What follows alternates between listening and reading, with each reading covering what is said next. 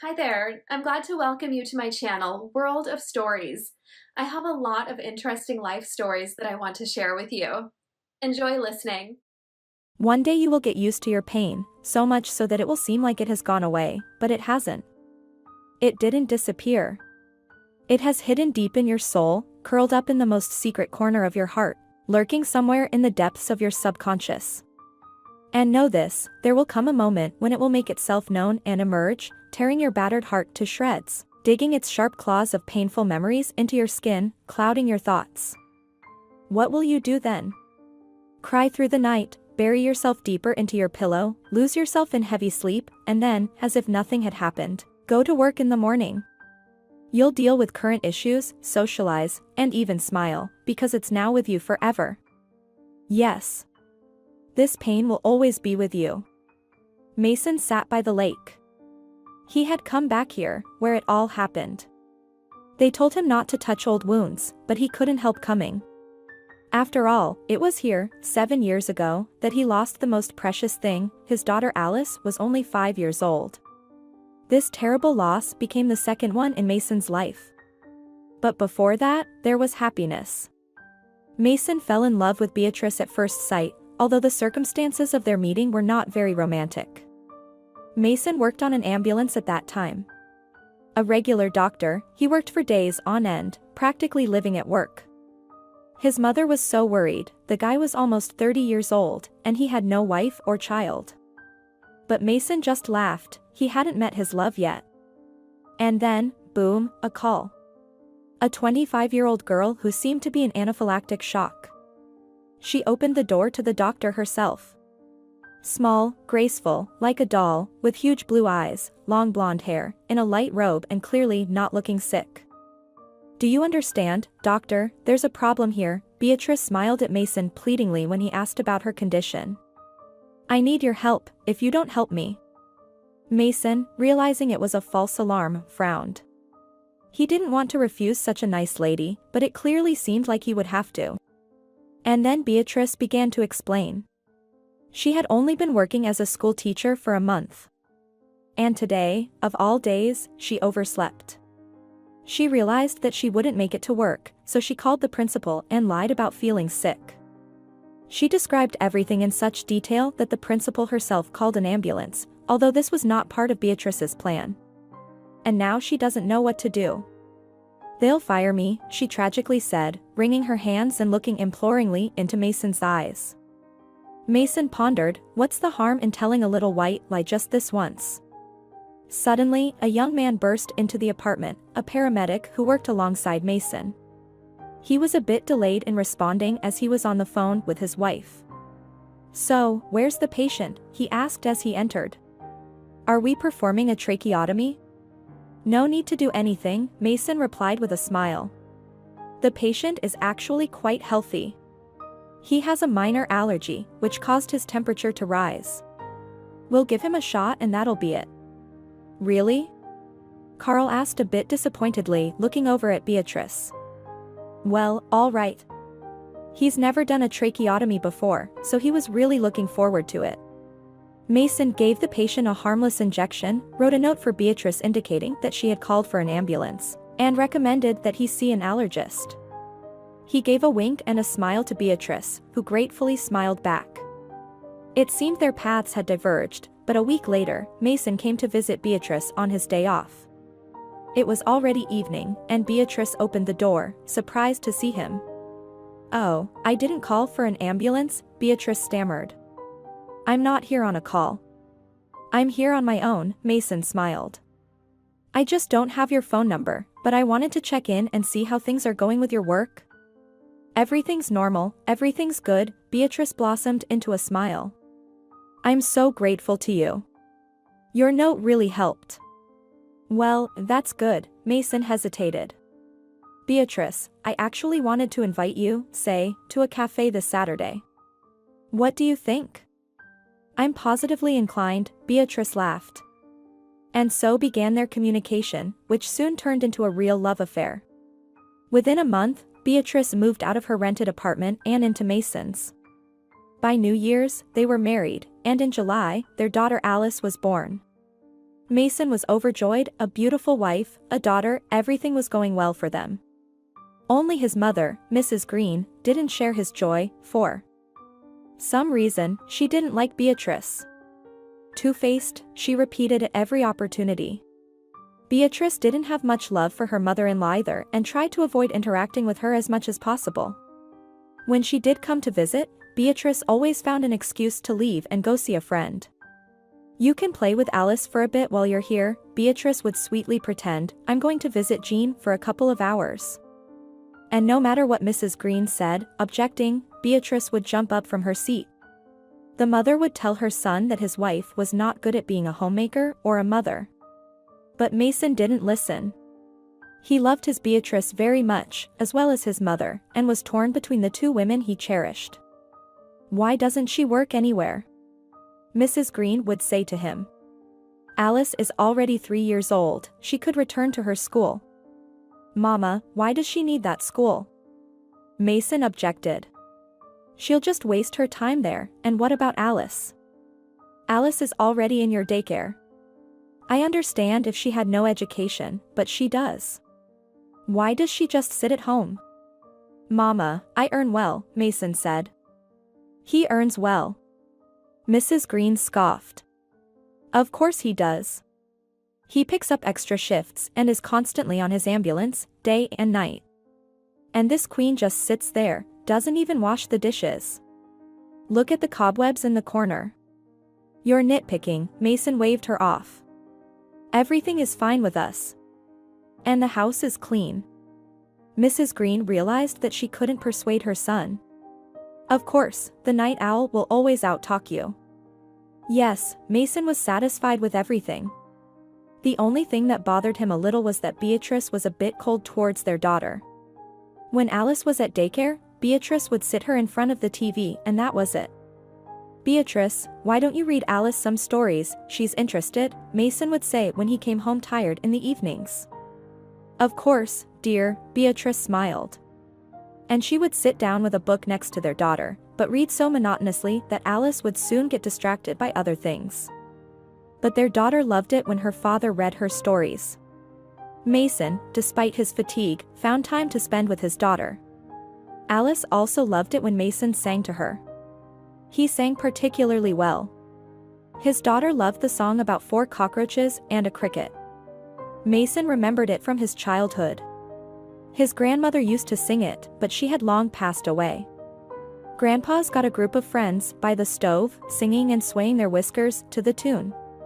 They all have dinner together and then lay on their backs, 4 inseparable cockroaches and a cricket, Mason sang, and over time, Alice sang along with him. They would laugh loudly, imagining everything in vivid colors. Alice was already 4 years old by then. "Daddy, do you feel sorry for Grandpa?" Alice said one day.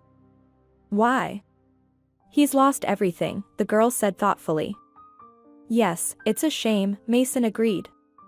But Beatrice couldn't stand that song. Whenever Mason started singing it, she would snort disgustedly and leave the room, saying they had nothing to sing about.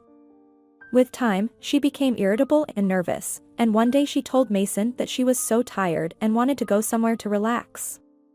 At that time, Mason was saving up for a new car. He thought, to hell with the car, let's go on vacation with his wife. But unfortunately, he didn't get time off work due to an emergency.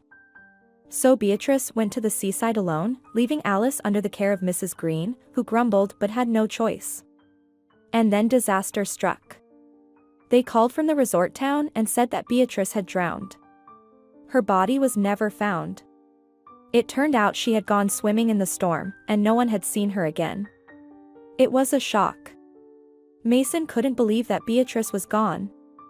He woke up at night thinking his wife was hugging him. He wanted to cry from grief, but he held back because Alice was beside him. No one told the little girl about her mother's death, they said she had gone on business. Of course, the child missed her and even cried, but eventually calmed down, especially since her dad always rushed home after work to be with her. To distract his daughter, Mason came up with various activities on weekends. They went to the zoo, amusement parks, and cafes.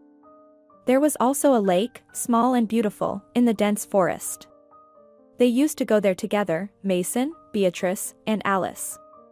Beatrice, however, acted like a child, complaining about the mosquitoes or the smell of dampness from the water, but she put up with these trips. But Mason and Alice loved being there. Such bliss outside the city. And after Beatrice's death, Mason decided they should go there occasionally to calm their thoughts. And there were also huge carp swimming in the lake, and he and Alice caught them. Oh, how the girl rejoiced. She sang a song about an old man and cockroaches with a cricket. Mason tried to tell her that fishing required silence, but Alice just sang louder. Then, giving up on fishing, he sat with her on a hill and sang along with her.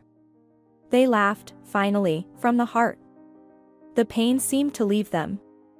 Last weekend was Alice's 5th birthday. 3 of Alice's friends from kindergarten and 2 neighboring boys were invited. The children had fun at the cafe, and then Alice suddenly whispered to Mason, "Dad, let's go to the lake." Now. Mason was surprised.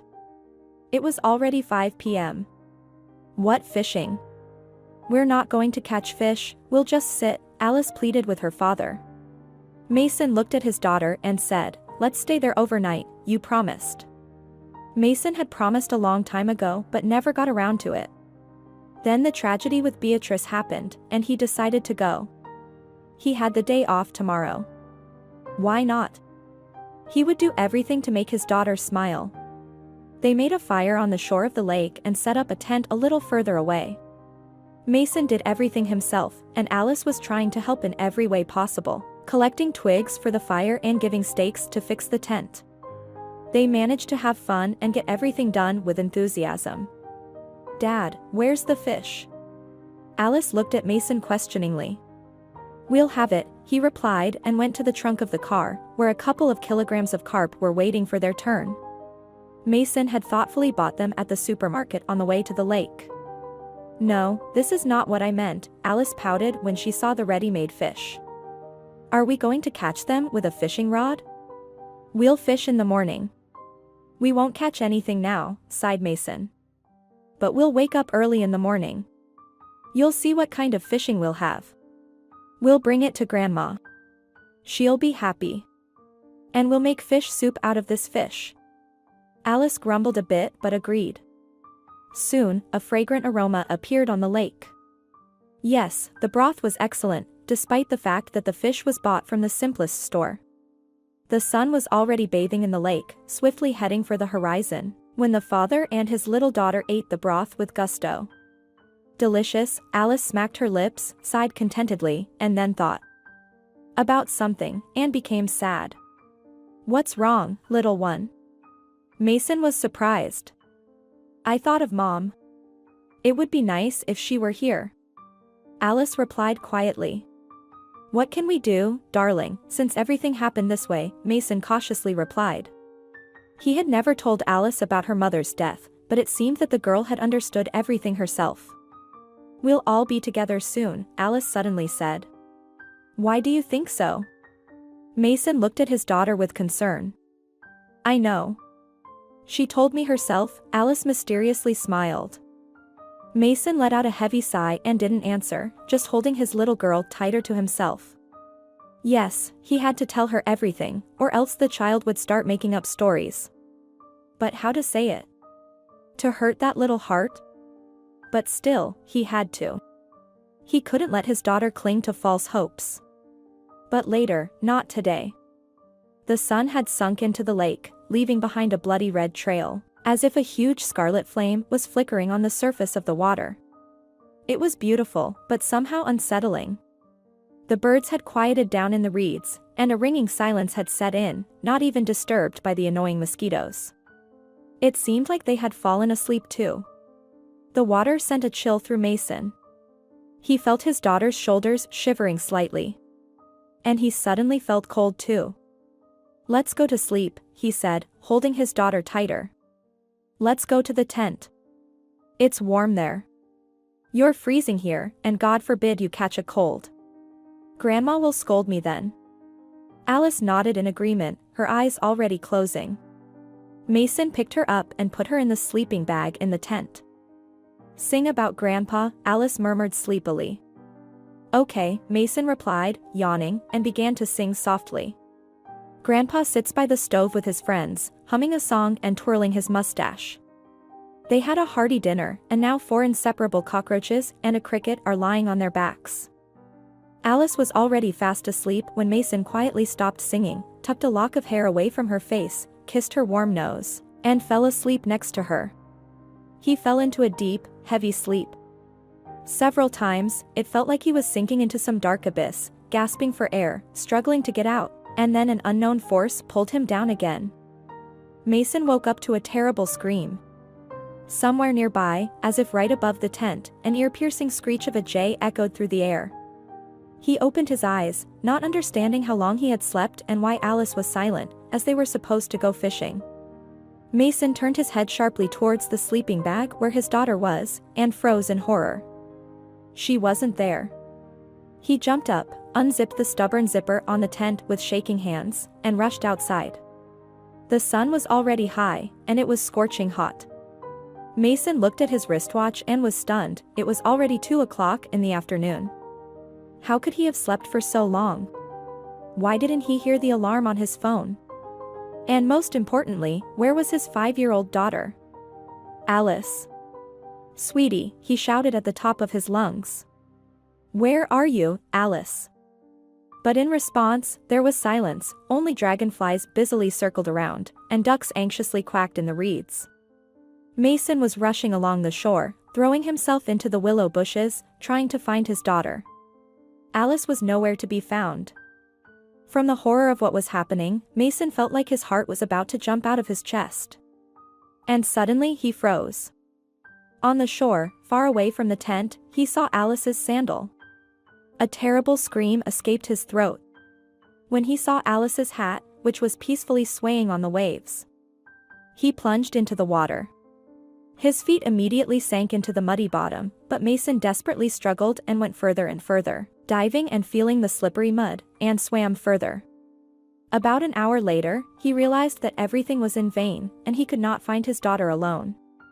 He did not want to believe that the girl had drowned, but he had no choice but to get out of the water and call the police. An hour later, there were many police officers on the shore. Divers arrived and, for some reason, employees of Child Protective Services. The grief-stricken father sat aside, painfully watching as the divers skillfully dived and surfaced, examining the bottom. Mason did not immediately understand what the police officer was asking him. You drank yesterday, he repeated his questions. No way, exclaimed Mason. I was with my daughter, how could I? And in general, I hardly drink, only on holidays. On holidays, nodded the police officer. And yesterday your daughter turned 5 years old. Admit it, did you drink too much and forget about your daughter? And I didn't drink, Mason screamed. Want to check? We fell asleep together with my daughter. We were going to catch fish at dawn. At dawn. And you woke up at noon. I don't understand anything, Mason sighed mournfully. Where is Alice? While they were talking, divers searched the entire bottom. They found nothing. But that doesn't mean anything, one of them said, hiding her eyes from the father. The bottom is marshy here. The child is small. There are eddies, it could drag her under some log, and you won't find her right away. The water is very muddy. She couldn't have drowned, Mason, almost crying, shouted. She couldn't have. I forbade her to approach the water alone. She couldn't have. You were asleep. The child was left to her own devices.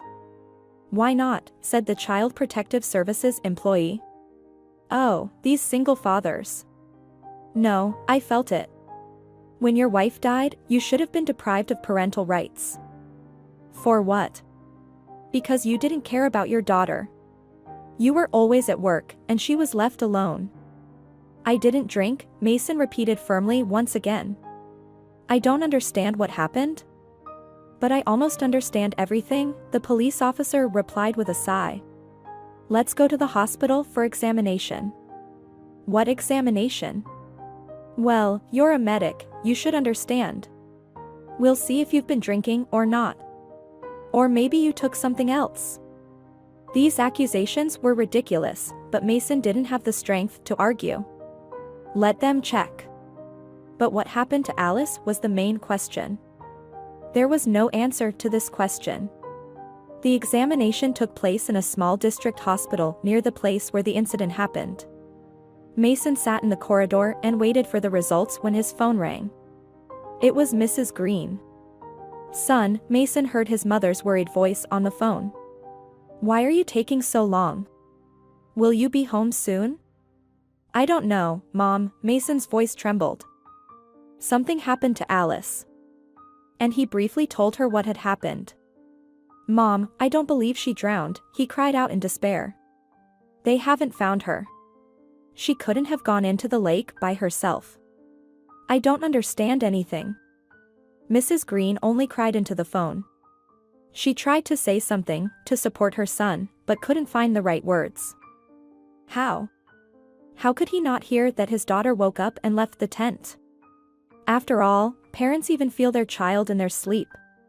Could Mason be hiding something? But it simply couldn't be. And then the test results became known. "How long have you been taking it?" the police officer asked Mason, reading the conclusion. "And also, doctor. That's the deal. What have I been taking?" Mason looked bewildered at the police officer. He really didn't understand what he was being asked. "There are traces of a drug in your blood," the police officer smirked. "Now I see the picture. You took it and forgot about your own daughter." "I've never tried this drug in my life," Mason shouted. "This is a mistake." "Mistakes cannot be made," the police officer hardened his tone. "So, given the severity of the charges and evidence, albeit indirect, I am arresting you. You will be charged today." "Charged with what?" "For actions resulting in death. My daughter is alive." Mason almost cried, but who was listening to him? An hour later, he was already in custody, and the next day they started working on him closely. The police officer promised that he would do everything possible to give Mason the maximum sentence. Mason couldn't believe that all of this was happening to him. Just yesterday he had a daughter and was a happy father, and suddenly, in one moment, he became a potential criminal. And the scariest thing was that everyone around him readily believed this version. Even his mother believed it.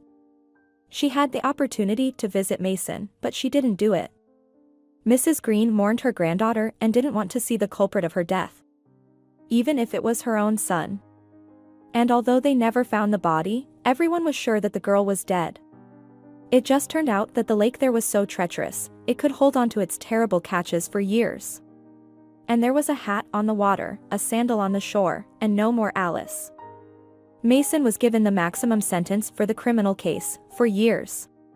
Listening to the judge's verdict, he only looked at his mother. Does she really believe it? Mrs. Green didn't lift her eyes. It was painful for her to look at her son. How could he do this? Even if unconsciously, he was still guilty. "Mama, I'm not guilty," Mason shouted as he was being taken out of the courtroom. Mrs. Green looked after him. Her lips trembled, her hand involuntarily rose. Without saying a word, she crossed Mason, and it was both forgiveness on her part and a pure maternal desire to protect her child, even though he had stumbled before serious trials. Mason was in despair, the whole world didn't believe him, and most importantly, his mother. But could he have done something bad to his daughter even unintentionally? And the main question that tormented Mason was how traces of the drug could be found in his blood. He had never used anything like that. All his former colleagues claimed the same, but the facts were undeniable. The prosecution was able to prove that after his wife's death, Mason was depressed and apparently, to relieve his mental anguish, he secretly used drugs. How long ago? The state prosecutor didn't care too much about that. This prosecutor was more of a formality. They wanted to lock up Mason, and they did. The prison didn't welcome Mason kindly. And how could it be otherwise? It's not a resort. In the cell where they assigned Mason, there were hardened criminals, and he began to have problems from the very first day. Sit quietly near the toilet, the head of the cell told him with a threat. Maybe you'll live longer. This leader, nicknamed Axe, was serving his third term in prison. He was known and feared in his circles. He kept his word, and in this cell, he was a king and a god. Mason didn't know any of this, but he realized it was better not to get involved and decided not to provoke anyone. He sat on the bed he was directed to, but it didn't save him from prison punishment. On the first night, he was beaten up. He didn't even understand why, but then they explained it to him. It was for what he was in jail for. They teach people differently here. His cellmates found out about his case. In prison, there are their own ways of conveying information, and they work diligently. I'm not guilty, Mason insisted. But who would believe him? It's unknown what would have happened next if it weren't for one incident. That evening, the prisoners had a feast in the cell. Someone received a package. They unpacked the food, made strong tea. And there they sat, sipping on the tea, when suddenly Axe grabbed his chest and fell. His friends didn't immediately understand what had happened. And Mason, who was lying in his place at the time, immediately got up and ran to Axe. He clearly had a heart attack. We need a doctor urgently, Mason shouted and rushed to do indirect cardiac massage. Hey, get off him, Axe's henchman Derek yelled. He ran to Mason and pulled him off. Call the guards urgently, Mason yelled, pushing them away. He'll die right now if we don't help. And how do you know? Wondered the oldest inmate in the cell, Frederick. I'm a doctor, Mason snapped. If you know everything about me, why didn't you know that? Derek nodded and ran to bang on the door. Only 20 minutes later, a doctor came to the cell, and Mason had been doing the cardiac massage all that time. Everything's correct, the prison doctor nodded. If it weren't for your actions, he would have died. They took Axe to the infirmary, and all the remaining inmates huddled together and looked at Mason in confusion. And he, tired after the resuscitation, lay down. Listen, why did you do that? Derek finally asked him. Axe was tough on you. I'm a doctor first and foremost, Mason said quietly and turned to the wall. He didn't want to talk to his former tormentors. He dreaded the thought of what could happen if Axe died because his friends could turn everything around and present it as if he was responsible for Axe's death. But this time fate had mercy on him. 2 days later, Axe was in a cell, and he immediately headed towards Mason. Thank you, he said hoarsely. The doctor told me you saved me. It was the medication that saved you, Mason replied calmly. But most importantly, it was you, Axe said firmly. Listen, Mason, I'm sorry for the cold welcome, from me and everyone here. From this day on, nobody will touch you. You're under my protection. Come closer, doctor. From that day on, Mason was known as a doctor. He now had a decent place and good relationships with his fellow inmates. Axe listened carefully to Mason's story. It's all strange, he agreed. Only circumstantial evidence, and they gave you the full sentence. Did you cross someone? I didn't cross anyone. I don't understand anything myself. Yes, it's all nonsense. I don't believe my daughter could have disappeared like that. Yes, it's tough for you, Axe sighed. Forgive us for how we treated you when you first arrived. We weren't acting on our own. How so? We received a letter saying that you needed to be taken care of, that you should be sent to the other side. Who could have sent something like that? Mason couldn't believe it. I don't know, they don't talk about it openly. I can say that very serious people were behind it. And now what? Now, nothing, nobody will touch you here. And so began a new life for Mason, calm, joyless, but at least safe. Surprisingly, there were no more instructions from the street to remove Mason, as if they had forgotten about him. A year after Mason was imprisoned, Mrs. Green passed away. Heart attack.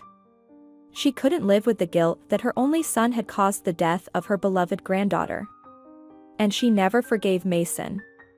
When Mason received news of his mother's death, he remained silent for a long time, and even cried softly at night. Mom, how did everything end up so inhumane? They never resolved their differences, even though Mason wrote Mrs. Green a dozen letters, each one trying to convince his mother of his innocence. She never believed him, and left with a grudge. Mason remembered how he lived with his mother.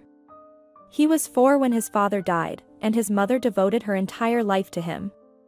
She never remarried. She was his first friend and advisor in school. And as he grew up, he always listened to his mother's opinion. The only time he didn't listen to her was when it came to his wife. He loved Beatrice very much and didn't want to hear anything against her. But his mother didn't like Beatrice, although she adored her granddaughter. And now Mason has no one, no wife, no daughter, no mother.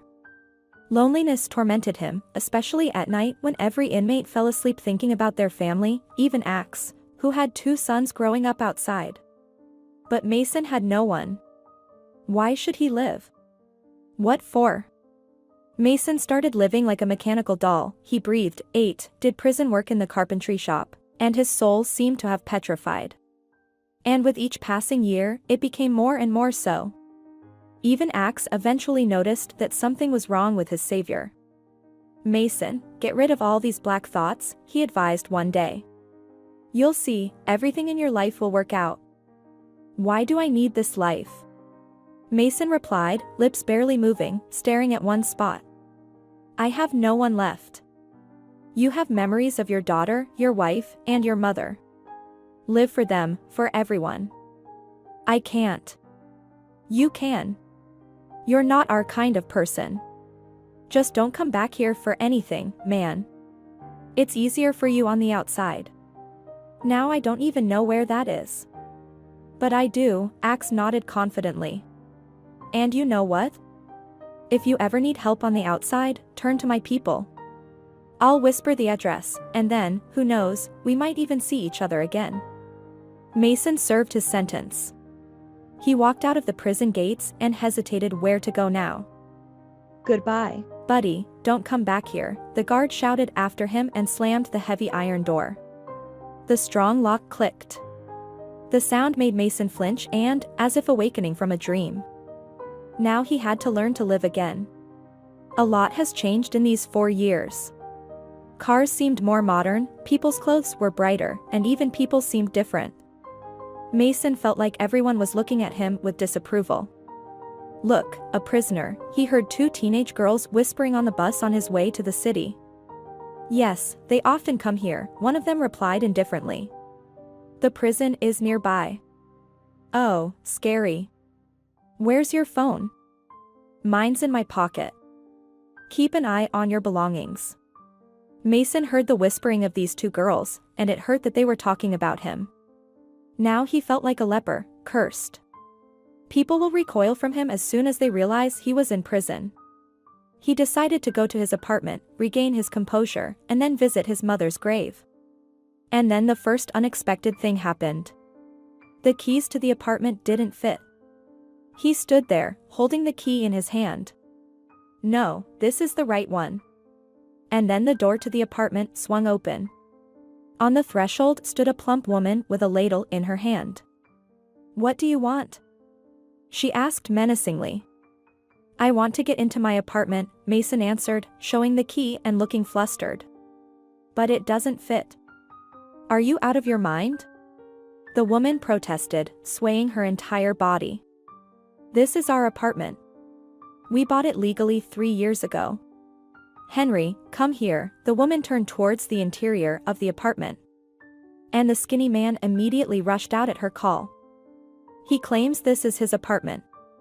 No, it can't be, the man exclaimed.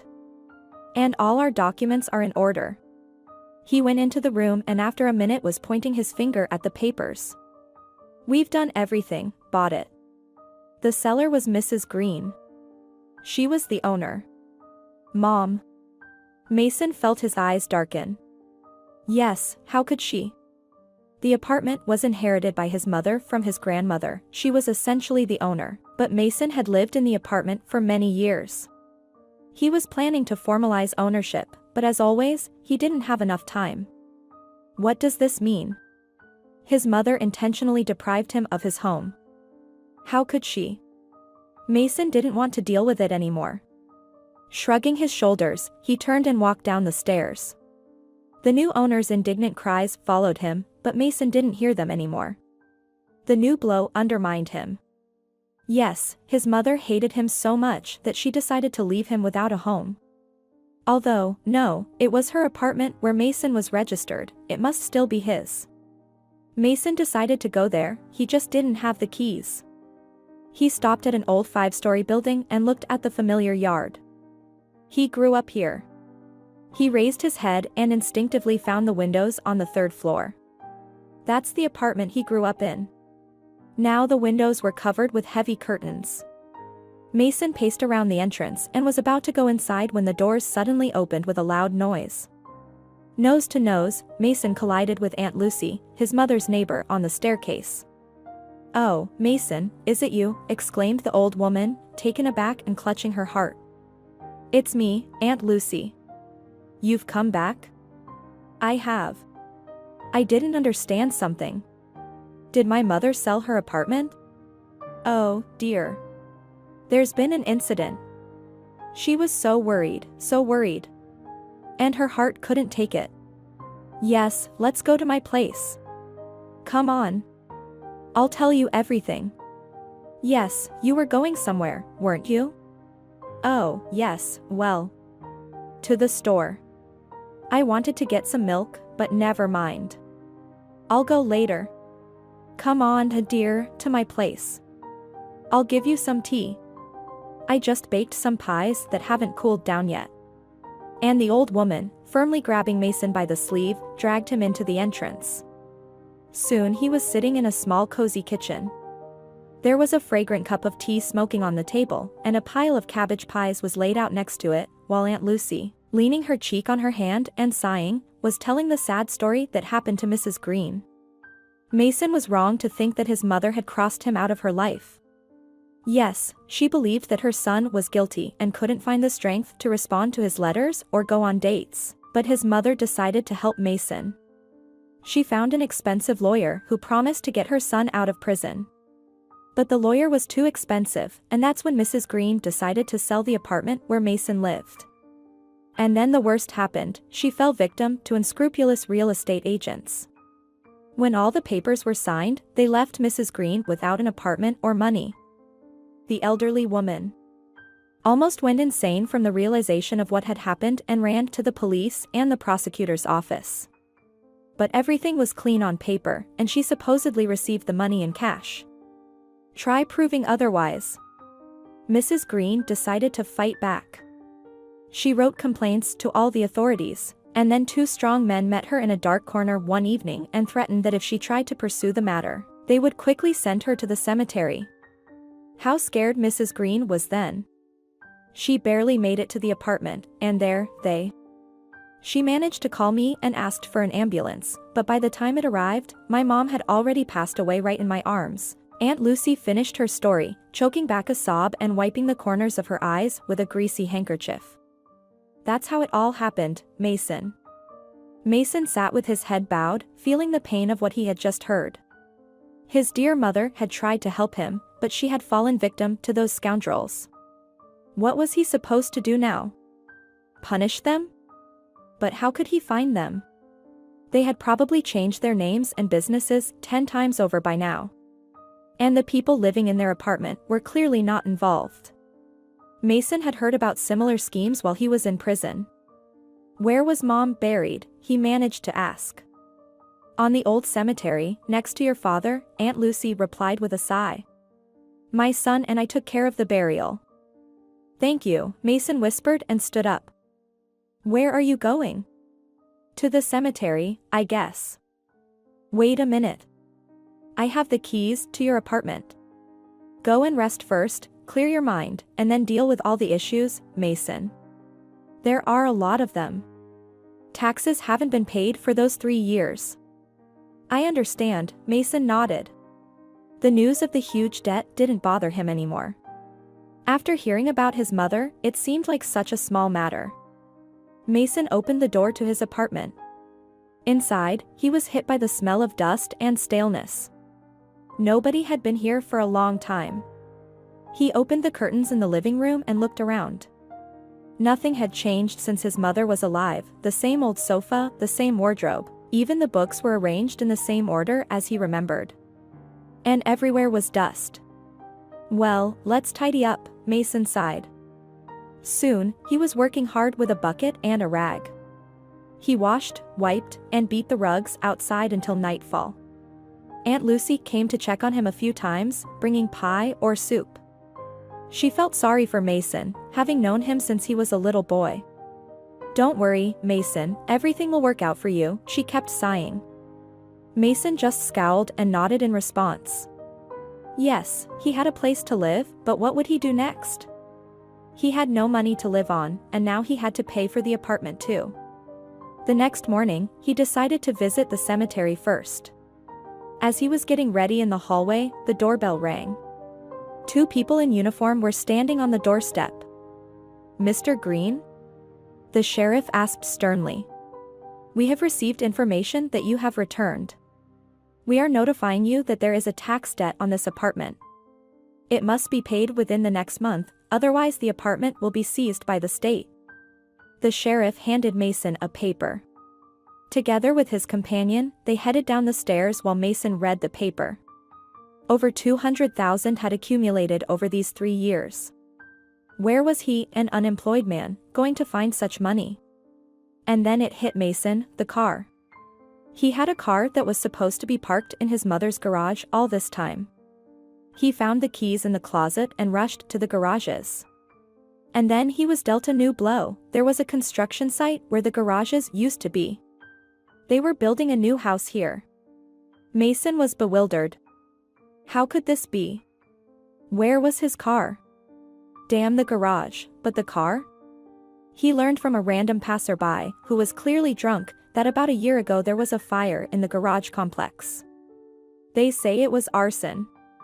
The owners who were nearby managed to save their cars, but everything else burned down. Soon, bulldozers, loaders, trucks arrived, loaded the remains and took them to the landfill, and the place was cleared and given for construction. There were men who tried to protest, demanded compensation, but the city hall had one answer for them. The garages were illegally built, so no one owed anything to the affected owners. They were to blame for violating fire safety rules. "I had a swallow parked there too," the man sighed. "And I was also among the outraged who went to the city hall. But what's the use? We were even dispersed then. We didn't achieve anything, in a word." Mason felt something inside him snap. It seemed like there was a glimmer of hope, an understanding of how to solve his problems, but this was it. He walked to the cemetery, swaying as if drunk. He had nothing. And they would soon take away his apartment. Get a job. Where could he earn that much money in? A month? Turn to friends? During his years in prison, he realized that he had none, they all refused. Sitting by his mother's grave, he stared at one spot, not understanding what to do next. "Oh, doctor," Mason heard a painfully familiar voice.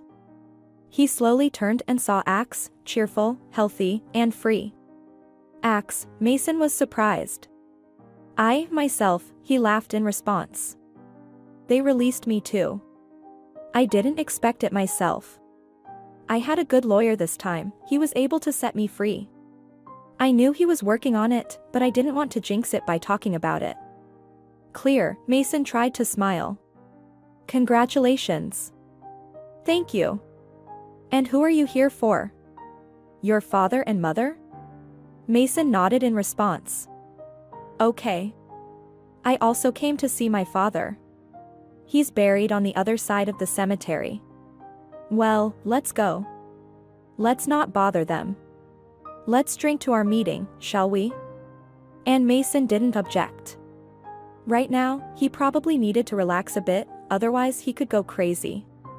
They were sitting in some bar and chatting like old acquaintances. And Mason kept telling his story. It seemed that during all the years they spent in the same cell with Axe, they didn't talk that much. Axe told him that in his childhood he dreamed of becoming a pilot and even entered a flight school, but then it didn't work out. He was expelled due to health problems. And he felt so bitter about it. Then he got involved with a bad crowd. Feeling the taste of big money, he didn't turn away from that path anymore. Opportunities, women, and then the first sentence. Then another one and another one. And all these years, Tristan, that's what Axe's real name was, lived with the understanding that prison wasn't scary. It was a part of his existence. And now he's out and came to his family. I have a beautiful wife, my sons are already grown up. Soon my granddaughter will be born. And I realized that I lost the most important thing, my children grew up without me. What is this money for? It's just paper. And I am only needed by my wife for them. It's frustrating, Tristan admitted bitterly. So, maybe your wife is not the one? Mason asked. No, Jenny is smart. She just got tired of my prison stories, although she still waits. And I'm sure she was waiting this time too. It's just that the children grew up and I didn't even notice. And I will never see my daughter, Mason whispered painfully. She doesn't even have a grave. And neither does my wife. You know, Mason, your story is very strange. I've told you that before. How is it possible that you didn't find your child? Or maybe you didn't look as hard as you should have? Yeah, we looked for her. It seems like it, at least. And who ordered you, in prison? I never found out, and they were very influential people. Yeah. Who needs me, an ordinary doctor from the ambulance? I didn't even have enemies. I seemed to help everyone. That's the point, seemed to. Think about it carefully. Maybe there are answers to all your questions here. Yes, to hell with everything. I won't find anything. And I don't even want to live anymore. I don't have a single loved one in this world. And soon I'll be kicked out of my apartment. Mason told Tristan the story of his debt to his apartment. Why aren't you saying anything? Tristan exclaimed. I'll help you. No, Mason shook his head. I know you won't just help me for nothing, I'll have to work it off. Sorry, but I don't want to go back to jail again. But you've already paid your dues, Tristan firmly replied. Have you forgotten how you revived me in that cell? If it weren't for you, my bones would have already rotted. Anyway, tell me the address, I'll bring you the money tomorrow. Mason realized that this was his only chance to fix something, and gave Tristan his address. They said goodbye, like old friends. If I hear anything about your case, I'll definitely let you know, Axe promised. Mason just shrugged. What could be found out after so many years? The next morning, someone rang the doorbell. It was a stranger to Mason. Someone asked me to give this to you, the guy said, handing over a package and quickly turning away. Mason opened the package. It contained brand new bills. Yes, Mason understood that these were most likely illegally obtained funds, but at the moment it was his salvation. Mason paid off his tax debts that same day, and it seemed like breathing became easier.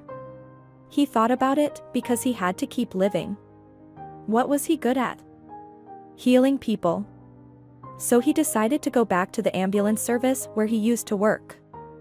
There, as before, he saw familiar faces, but when they saw Mason, they awkwardly greeted him, looked down and immediately ran away, citing urgent matters. The director of the ambulance service was still the same, Mr. Miller. He raised his eyebrows in surprise at the sight of Mason, greeted him reservedly, and invited him to sit down. Did they release you? He asked briefly. Yes, Mason replied as well. The chief was silent, and Mason suddenly realized that his hands were shaking with nervousness. He couldn't bring himself to speak about the main issue.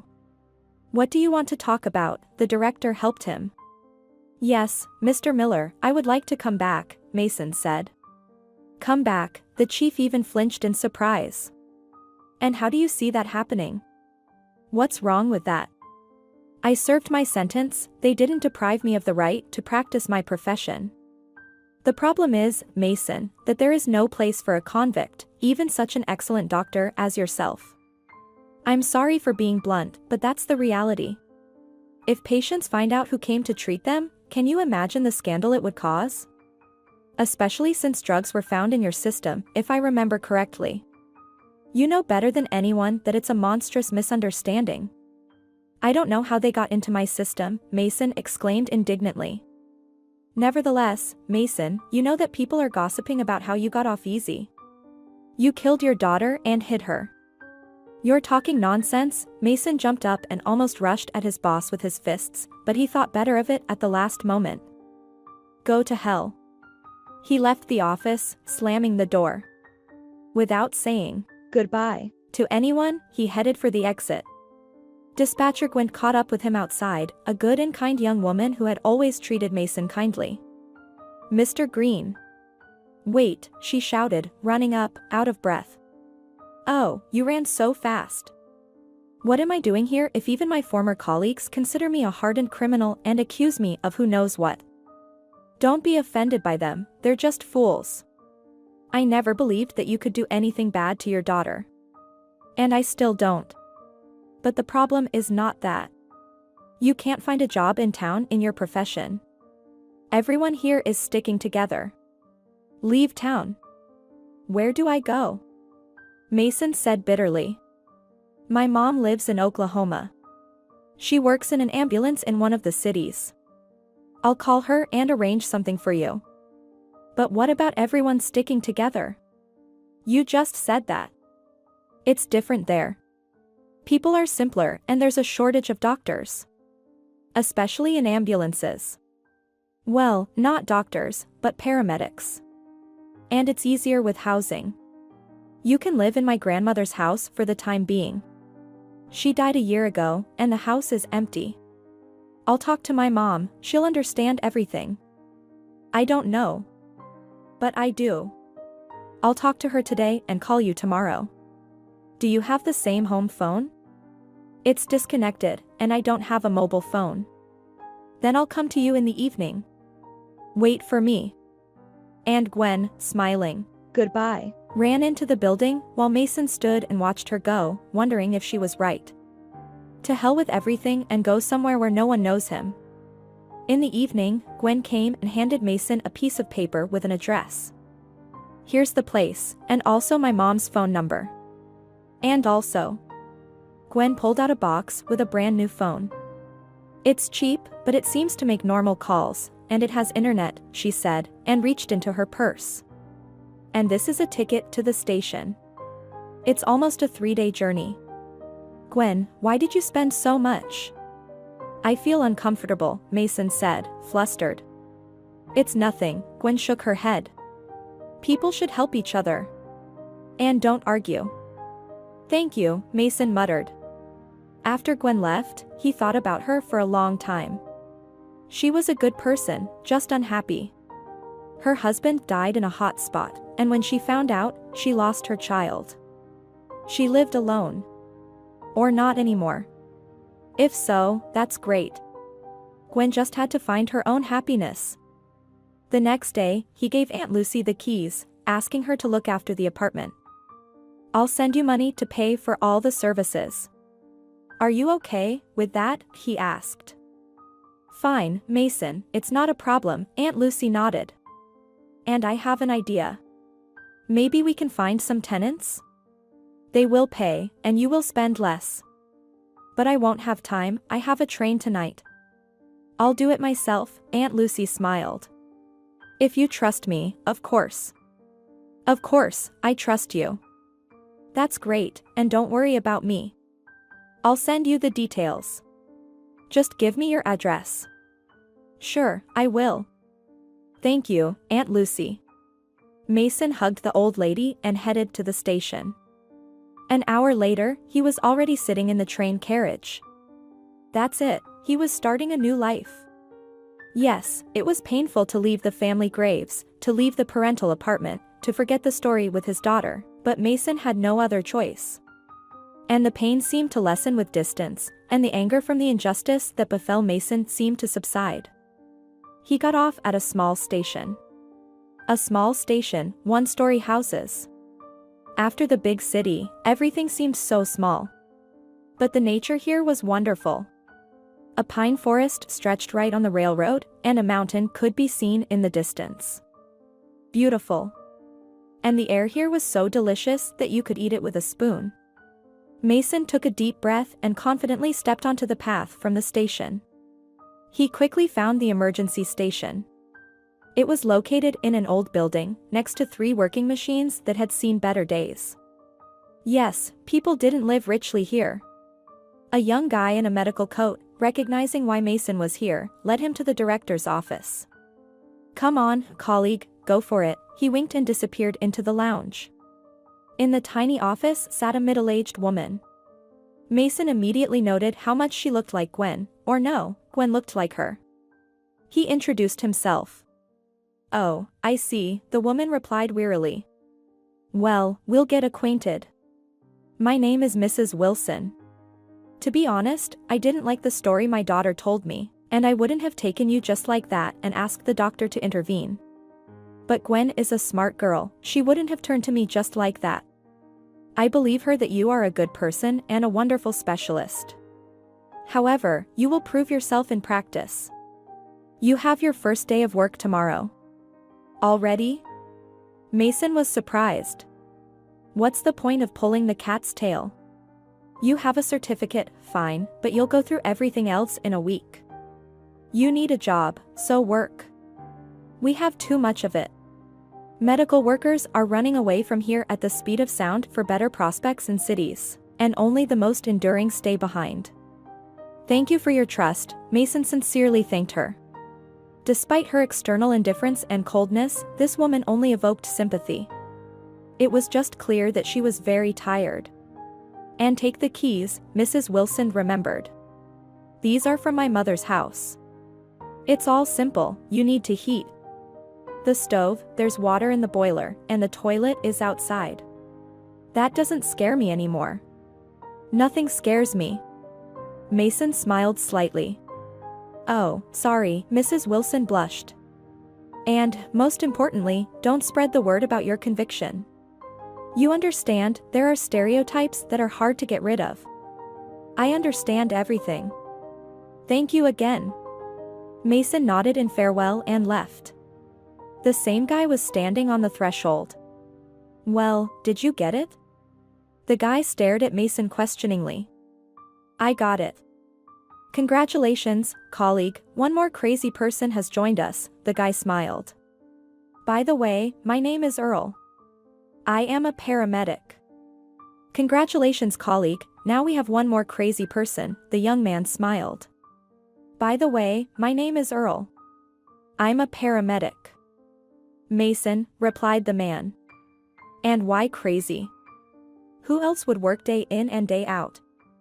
We just don't have enough people. Can you handle it?" "I can handle it," Mason smiled. He liked this young paramedic, almost a boy.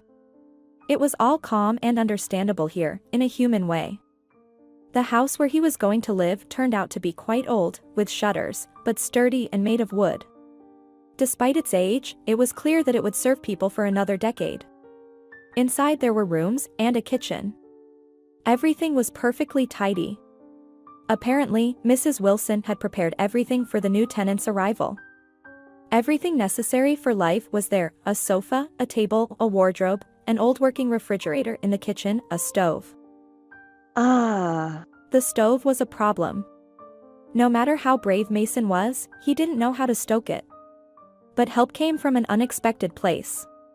A couple of hours later, someone knocked loudly on the door, and before Mason could even open his mouth, a strong woman in her 50s was already standing on the threshold. "Oh, so you're our lady's tenant? Madam?" Mason didn't understand. "Well, Mrs. Wilson," the woman laughed. "We call her that here. We grew up together, you know.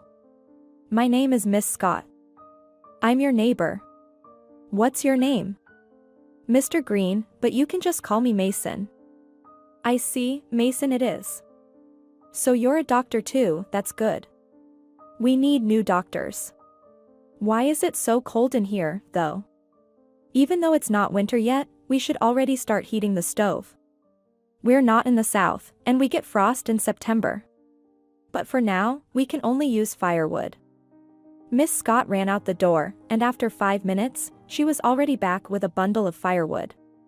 "Come on, master, let's get started," she laughed and handed him the wood. Mason took them and hesitantly placed them by the stove, then opened the door. "Hey, buddy, you're from the city," Miss Scott guessed. "I'll teach you now." And the woman deftly threw the wood into the stove, then put a piece of wood inside. The wood crackled happily in the stove. Mason watched and marveled at how quickly Miss Scott did everything. She had already taken a broom, swept the trash around the stove, and her mouth never closed.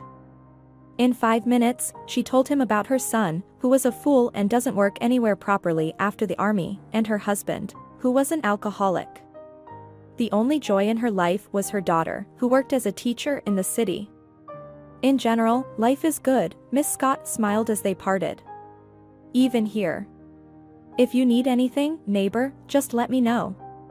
I can give you some tips on household chores." And that's how Mason met his friendly neighbor. She was the third person in the area who had treated him kindly and warmly. As time went on, Mason realized that the people here were good, and there was plenty of work to be done. He had spent countless hours driving from one town to another in bad weather and on rough roads. One experience that left a lasting impression on him was when they were called out to a remote village during a blizzard on New Year's Eve. The visibility on the road was zero, and their driver, Clayton, was cursing loudly. They had no idea where they were going. He was driving based solely on intuition and memory. "It seems like we need to take this exit," he said aloud, turning off the main road. They took the exit, and almost immediately, their car got stuck in a massive snowdrift. Clayton cursed, and Mason couldn't help but do the same. What were they going to do now? The call was urgent. A woman in that distant village had been suffering from appendicitis for several hours, and she needed immediate surgery. But how could they get her to the hospital? To be honest, other thoughts were already swirling in their heads. The snow was piling up around the car. They couldn't stay there, but they couldn't drive either. If they didn't turn around now, they could be stuck here forever. And then, through the wind, the driver and the doctor heard a rumble. It was dark outside, darker than usual, even though it wasn't yet 3 days since the last full moon. Clayton struggled to open the car doors and stepped outside, immediately being met by a blast of snow. "Shut the damn door!" Mason yelled. "We're already buried in snow." "That's right," Clayton chuckled. "Don't drift away, document help is on the way." And he was right. Soon, through the veil of snow, they saw the glimmer of huge headlights. The rumble grew louder. Breaking through the drifts on a dirt road, a massive tractor approached, followed by a snowmobile with a sled. Mason and Clayton strained to make out this procession, then rushed to meet it. A thin middle-aged man emerged from the tractor cabin and shouted with all his might. "Guys, I'll plow the road, and you'll meet the snowmobile behind me." Falling and getting up, the doctor and the driver rushed towards the snowmobile. There were 2 men there, one older and sturdier than the other, and in the sled, covered with a pile of jackets and heavily snowed in, lay a woman with appendicitis. Well, look who we have here," exclaimed Mason. "Why didn't you wait for us?" "Doctor, don't scold," the snowmobile driver shouted over the wind. "I couldn't bear to watch my wife suffer any longer. Besides, you can see for yourself that you wouldn't have been able to make it to us in this weather. Luckily, our neighbor came to help. We met him halfway, and off we went. And it's a good thing, too, since you veered off the road." Together, the 3 of them moved the woman into the ambulance, and Mason and Clayton followed behind the tractor. They couldn't afford to dawdle, as the road was quickly becoming snowed in. The entire way, they fretted over whether the man on the snowmobile would make it back. "Brian can handle it. He's a tough one," reassured the patient. And so they made it to the hospital, the massive tractor and the ambulance, and they arrived just in time. And Brian really did come through. The next day, he came to visit his wife after her operation and even found Mason and gave him a 3-liter jar of salted pork. Mason didn't even listen to any objections, as it was simply a gesture of gratitude. That's just how things are done. This experience showed Mason that the people here were simple and desperate. Mutual aid was not just an empty phrase for them. And there were so many extreme situations afterward. Mason delivered babies in the middle of the road and restarted a boy's heart after an accident, and much more. Yes, there were similar cases in the city, but everything here seemed more vivid, more emotional, because there were more difficulties, more burdens, a harsher nature, and the bosses. But what about the bosses? No, the bosses here suited Mason better, more democratic. And Mrs. Wilson was very glad she had listened to her daughter and hired such a competent doctor. By spring, Gwen had returned to her hometown and decided to work alongside her mother. "I'm tired of that city, the noise, the rush," she explained to Mason when they met. "When Louis was alive, my husband, it made sense to live there. But now? What's the point?" Mason only nodded in response. Yes, Gwen was right. Everything was simpler, clearer here. Yes, in terms of everyday life, it was more difficult, but that wasn't the most important thing. The most important thing was the people, and they were wonderful here. Only Gwen had a little trickery to her. She liked Mason. At first, she simply sympathized with him when he was thrown into jail for something he didn't do. She didn't believe Gwen's accusations that Mason was responsible for their daughter's disappearance, but she couldn't prove anything.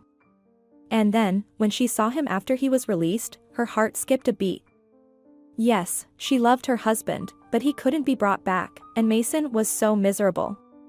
She wanted to help him, and she did. And then she spent the whole year agonizing over how he was doing under her mother's supervision. "Your Mason is alive and well," Mrs. Wilson laughed when her daughter asked over the phone how her former colleague was doing.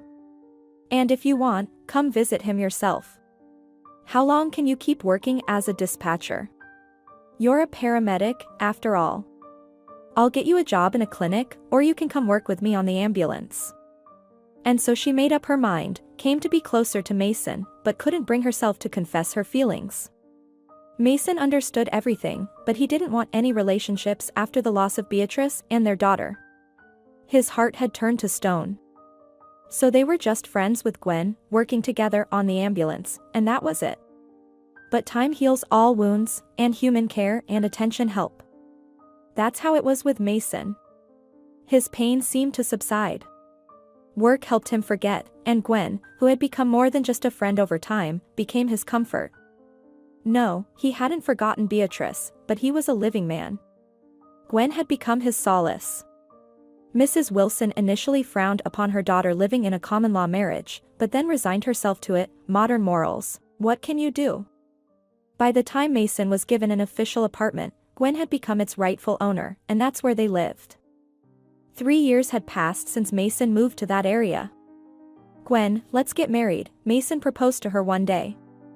The girl just smiled sadly in response. "Sweetheart, do you really want that? Understand, I don't want to tie you down. What if one day someone appears who can make you truly happy? And I won't be able to do that." Mason understood what his beloved was saying and couldn't convince her otherwise. The thing was, after her first unsuccessful pregnancy, Gwen couldn't have children anymore. That's why she didn't want to marry Mason. It was pointless, even though she loved him to madness. And he, Mason, loved her too. But they couldn't force it. And children. After losing Alice, he couldn't imagine anyone else ever calling him dad again. It was all so painful, and then Mason decided to go back to his hometown. He was on vacation and wanted to finally sell the family apartment, which had been rented out by tenants arranged by Aunt Lucy all these years. But by the time Mason returned, Aunt Lucy had already passed away and the previous tenants had moved out, so he had to decide what to do with the apartment. Mason had no plans to live there anymore. He was happy in Oklahoma. Gwen wanted to go with him, but Mason talked her out of it. He could handle it on his own, and he also wanted to visit that same lake. Gwen tried to dissuade him, saying there was no point in digging up the past, but that lake was calling him like a magnet. And so, after selling the apartment, he sat by the lake where he lost his daughter 7 years ago, and after that his life spiraled into the abyss. If it weren't for Gwen, Mrs. Wilson, new acquaintances, and colleagues at his new job, who knows what would have become of him? Alice, Mason whispered, looking at the reflection of the lake in the mirror. You would have been 12 today. And the pain that seemed to have passed pricked his heart again like a sharp needle. Where was his little girl? They never found her. Did that damn lake pull her into its embrace? A tear rolled down Mason's cheek. Yes, it hurt. It hurt a lot to realize that everything could have been different, but it turned out the way it did. Mason sat by the lake a little longer, then got up and left without looking back.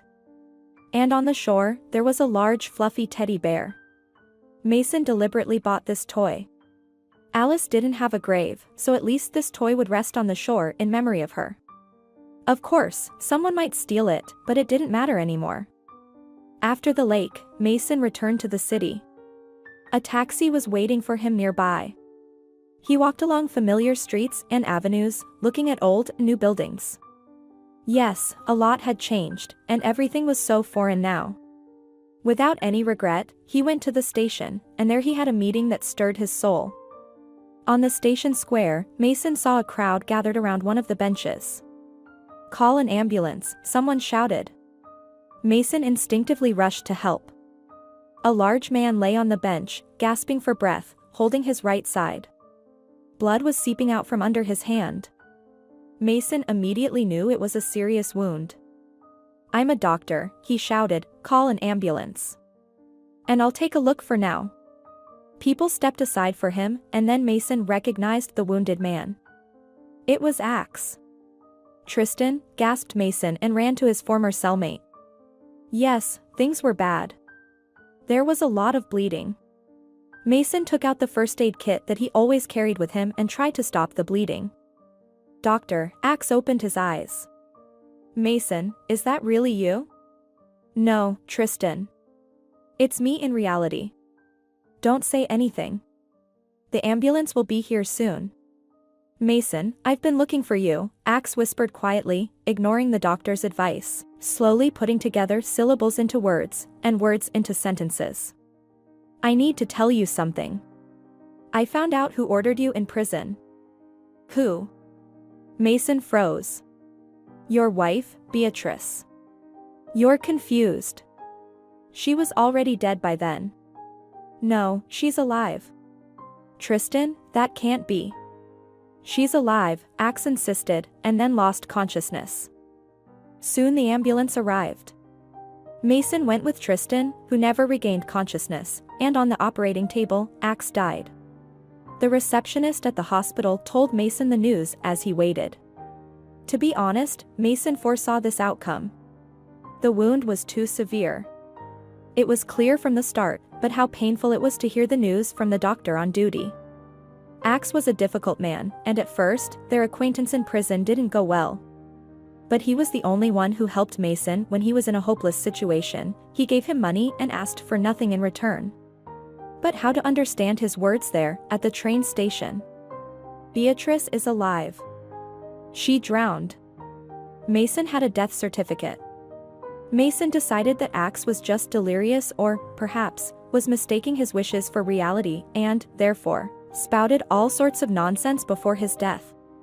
Beatrice couldn't have ordered Mason's imprisonment. And even if we assume she's alive, why would she want her own husband dead when they were living normally? Yes, there were disagreements in the family, but that happens to everyone. And, in general, why remember all this now? Mason has Gwen. Mason found out what happened to Axe. The policeman who came to the hospital told him about it. It turns out that old prison acquaintances remembered a grudge and stabbed Tristan. And he really did become sensible in recent years. He had a legitimate business, his relationship with his wife was normalized, his children forgave him for his past actions, but still, the past wouldn't let go and took him away. Mason even saw Axe's wife. A pleasant-looking middle-aged woman rushed to the hospital. She was very upset when she learned about her husband's death. Yes, it's a pity that it happened that way. Mason left the hospital for the train station and thought about the strange encounter he had just had. And why did fate bring him together with Axe again? To stir up his soul? No, surely Tristan was just delirious before his death, and his words should not be taken seriously. When Mason returned to the city that had become his home, he didn't tell anyone about his meeting with his former prison acquaintance. There was no need to worry anyone unnecessarily, especially since other concerns were looming. Mason decided to use the money from the sale of his apartment to build a sturdy and comfortable house in the city. There should be enough money. Mason already envisioned what the spacious house would look like. He would live there with Gwen. Children. This thought once again pained his heart. There would be no children. But is that the most important thing? They would simply love each other with Gwen. He also needed to take her to the palace of marriage, even if she didn't resist. First, he had to deal with the construction issue. He couldn't do it himself. Acquaintances suggested that excellent builders were currently working at the local orphanage, repairing the roof. They would soon finish there, and he could arrange a new contract with them. Mason, without hesitation, rushed to the orphanage. He hadn't been there in the 3 years since he left. It so happened that if an ambulance was called to the shelter, it was never during his shift. There was a medical worker and a driver there, who could take a sick child to the hospital. Surprisingly, Mason didn't meet any children on the orphanage grounds. Why? He asked the guard. Why be surprised? The guard shrugged. It's summer now, so everyone was taken to camp, and there's still construction going on here. Although the builders are working carefully, the kids have nothing to do here. Right, Mason agreed and headed to the director's office to find out where to find the foreman. He walked along the path towards the children's home building. The builders on the roof had already finished their work. Yes, they did a good job with the roof. Well done. It's so beautiful here. So many crafts. A gazebo, flower beds. You could see how hard the children's home workers were trying to make the kids feel comfortable and not deprived. An elderly woman, Mrs. Parker, greeted him at the shelter's doorstep. She was the director. Understanding why Mason came, Mrs. Parker nodded. The workers are excellent, you won't regret it. The foreman isn't here right now, but I'll give you his phone number. After taking down the foreman's phone number, Mason walked out with Mrs. Parker by his side. It's so nice here, he remarked on the way out. Yes, and everyone tries their best, the director replied with a satisfied smile. Our children take care of the flower beds. They'll come back from camp and continue watering and weeding. Right now, the workers are doing it while the roof is being repaired. Only Jessie is still here. Jessie? Yes, we have a girl here who was recently brought to us from the central part of the US. They disbanded the children's home there. Jessie had just arrived and caught chickenpox. Naturally, they didn't send her to camp with everyone else. She's almost recovered now. She'll sit here for another week and then go to the other kids. In the meantime, she just helps the staff, watering the flowers. She's little? Yes, she's 12. A good girl, just quiet. She has a psychological trauma. Her mother abandoned her at the station when she was 5 years old. She forgot everything from the shock, didn't even remember her real name. She was named Jessie in the children's home. So many years have passed and she still doesn't remember, Mason marveled. Yes, unfortunately. But the girl is smart, seems to be an artistic type. She sings well. Maybe everything will work out for the child. God willing. After that, they parted at the shelter gate. Mason walked towards his car. Out of the corner of his eye, he saw a woman and a girl, presumably Jessie, coming out of the children's home. The worker sat down by the flower beds, and the girl took a watering can. Mason was opening the car door when he suddenly heard a song from the shelter's flower garden. The same girl was singing. Grandpa has company sitting by the stove and, humming a song, twitches his mustache. After a hearty dinner, for inseparable cockroaches and a cricket lie down on a barrel. Hearing these words, memories swept through Mason's mind like a storm. Alice, that very song. How does the girl know this song when it's not often heard? Mason slowly turned towards the flower bed. His heart was pounding wildly, and Jesse kept humming. On unsteady legs, Mason approached the hedge and stared intently at the girl with a watering can, and she, not noticing the man, sang the song, smiling to herself. Fair-haired, blue-eyed, with a cute dimple on her chin. God. Alice smiled just like that too, and her eyes, like the sky, were like Beatrice's. Yes, his girl would probably look the same. And then Mason was suddenly struck by an idea: what if Jesse is his Alice? But how is that possible? Without expecting it of himself, Mason suddenly picked up the song, at first in a whisper, then louder. Jesse, hearing the male voice, looked surprised and looked towards the hedge. The girl suddenly froze, like a statue. The next second she dropped the watering can, whispered something, covered her face with her hands, which still had green spots on them, and then rushed into the building recklessly. Mason ran onto the premises. "Why are you scaring our girl?" Mrs. Parker met him at the gate with indignation. "I'm not scaring her," Mason replied in a trembling voice. "Listen, I don't understand what happened. I sang this song with my daughter. She disappeared when she was 5 years old. The song about Grandpa's cockroaches, damn it." Mason was anxious, his hands were shaking. "You understand, for so many years I heard our song with my daughter for the first time. I haven't heard it anywhere else, even though I know it's an old, unpopular song now." He kept talking and talking. The director looked at him in confusion. "And you know, the director of the orphanage where Jessie used to live told me that. The girl knew this song from the first day she was found. It was the only thing she didn't forget from her past. No matter how much psychologists tried to restore her memory, it never came back. But she remembered the song. Where is she?" Mason rushed towards the building. "I have to talk to her." "Wait, I'll handle this myself," Mrs. Parker stopped him. "You can't traumatize a child like this, and remember that children from orphanages can make up all sorts of stories." But then the shelter's front door swung open, and Jessie stood on the threshold. Her eyes were teary, her hands clasped over her chest, trembling. "You're my daddy," she suddenly said clearly and loudly. And in the next second, the girl rushed into Mason's arms, and he was so stunned that he seemed about to faint. "Jessie, you probably just made something up," Mrs. Parker cautiously asked her. "I'm not Jessie," the girl cried out. "My name is Alice." Hearing his daughter's name, Mason had no more doubts. It was his girl, alive and well. He picked up his daughter and held her tightly. Alice, his little one, who they suspected was dead, for which he had served 4 years. But that didn't matter now, the important thing was that it was really her. And then they sat in the director's office.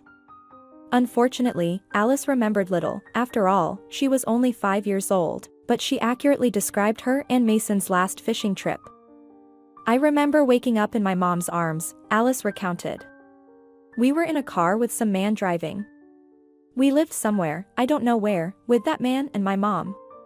He was scolding me, and then my mom started too. And then we went somewhere with her. I remember a train station. She said she would buy me ice cream now and left. And that's it, and I was left alone. I was so scared. I waited for my mom, waited, and people walked around, and no one cared about me, and then. I don't remember well what happened next, just some fuss. A man in a police uniform took me. And that's it. Darkness. I was so scared that I forgot everything." "And now do you remember?" Mrs. Parker asked thoughtfully. "Yes, all these years I lived with a feeling that there was another reality, but I didn't remember anything. Only a song, a funny song that I loved to hum. And today I heard some uncle singing it to me, and like a flash, I remembered that my name was not Jessie but Alice, and that uncle, behind the fence, was my dad." The girl spoke quickly, nervously, looking at the director, then at Mason. Strange story," Mrs. Parker shook her head. "The best psychologists worked with you and nothing happened, but suddenly you remembered everything." "You don't believe me," Alice exclaimed, barely holding back tears. "But it's true." My dear daughter, Alice, Mason exclaimed. I believe you and feel that you're my girl who was lost many years ago and has now been found. Father and daughter hugged each other and froze. It seemed that no force could separate them now. All right, my dear, let's wait and sort things out. Jessie, you go to your room, and Mr. Green and I need to talk. I'm not Jessie, I'm Alice, the girl answered quietly but firmly. All right, Alice. You go, Mrs. Parker replied firmly. Mason kissed the girl on the head and patted her thin shoulder encouragingly, as if saying, Don't be afraid, I'm with you. Alice left. As soon as the door closed behind her, Mrs. Parker attacked Mason with accusations. Do you realize what you're doing? The child is mentally unstable, and you're supporting her. She couldn't tell anything about herself for so many years, and suddenly she remembers all of this. Why not? Mason raised his head and confidently looked at the director. It happens, I'm telling you as a doctor. Well, as a doctor, you should know that children have a rich imagination. I understand, it's a strange situation. And you don't even consider the possibility that Jessie just made it up. And you still couldn't come to terms with the loss of your child and are mistaking wishful thinking for reality. No, Alice says things that cannot be made up. If so, respected doctor, then sort out your own past, but I won't allow you to upset the already unhappy child. I don't need her to become deranged from all of these experiences. We need to involve psychologists. They are needed for the girl now more than ever. I know better than you what is necessary. You can't indulge children's illusions. But this is not an illusion. Listen, many years ago, I was accused of the disappearance of my own daughter. I don't want to listen to anything. So, you won't help us? I'm doing my job, and that's it. You're free to go. Can I talk to Alice some more? No, Mrs. Parker said curtly and pointed to the door. Mason left the office. In principle, he understood the director's change of mood. She had rules, schedules, and everything went as it should, but now there were suddenly some investigations looming. Why did she need this? And another thing. A certain amount of money is allocated for each child, and why should the shelter lose money? Mrs. Parker immediately realized that if the girl turned out to be Mason's daughter, he would do everything to take her away. He saw Alice in the gazebo. The girl immediately ran to him. Well, how is it? She looked at Mason questioningly. Alice, you'll have to stay here for a while longer while I figure out what to do in this situation. I'll probably need to do a DNA test. Okay, Alice decisively nodded and pulled some hairs out of her head, holding them out in her palm. Take these and check. Don't rush, Mason smiled and hugged the girl. And don't worry so much. I won't let you go now. We just have to do everything by the rules. Alice, tell me, do you really remember your mom? Did she leave you? It was, the girl nodded. I don't understand why I remembered everything only after so many years. Don't worry, it happens. The most important thing now is to believe that we will never part again. And Mason kissed the girl on her curly hair, inhaling their scent. Familiar, the scent of his own child. Suddenly, the director's thunderous shout was heard. Why are outsiders on the premises? Should I call the police? I'm leaving already, Mason replied, turning around, and then winked at Alice. Remember what we talked about. Just wait a little longer. He tried to smile at the girl. She looked at him with tear-filled eyes, and it was unbearable. He wanted to pick her up, hold her close, and never let go. His daughter, yes, this is his little girl, his Alice. With each passing moment, he realized this more and more clearly. He remembered her when she was 5, but even now, at 12, Mason saw how much Alice looked like Beatrice. This is his daughter, for sure, his. Mrs. Parker rushed out of the building. You don't understand human words, the director was furious. Yes, drastic changes. When they first met, she was such a nice woman, but now she's just a fury. Mason didn't want to escalate the situation, so he nodded goodbye to Alice and walked towards the exit, while the director firmly took the girl's hand and led her into the building.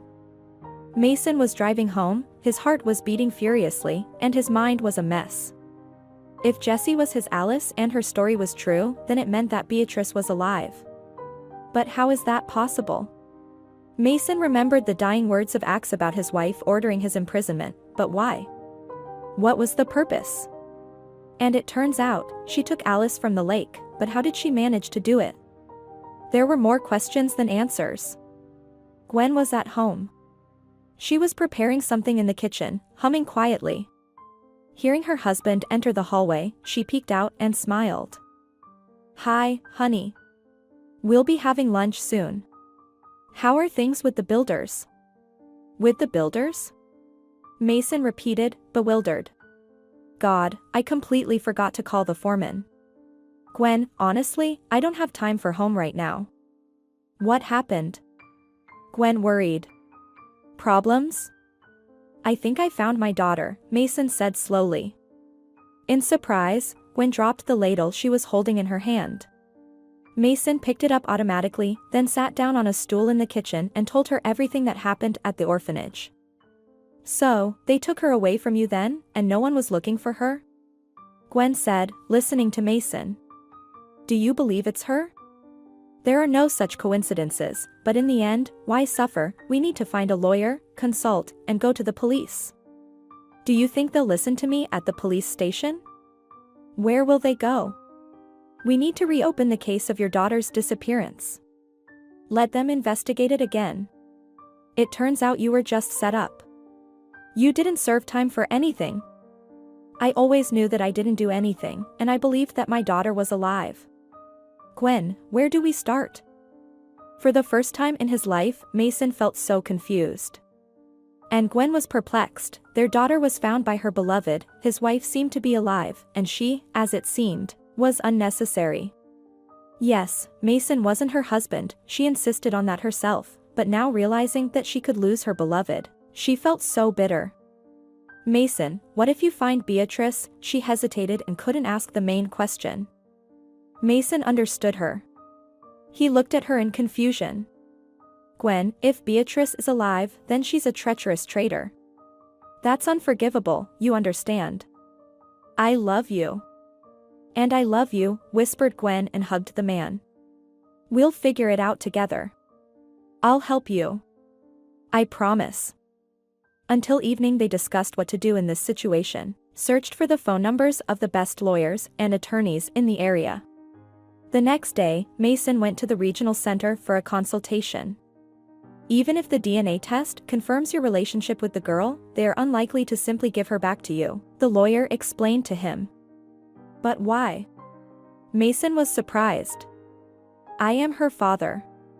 You have been accused of causing your daughter's disappearance. You have acted irresponsibly. But that's not true. I believe you. Alice says that her mother left her at the station. Yes, we also need to investigate that. It will be wonderful if you find your wife. According to the documents, she is dead."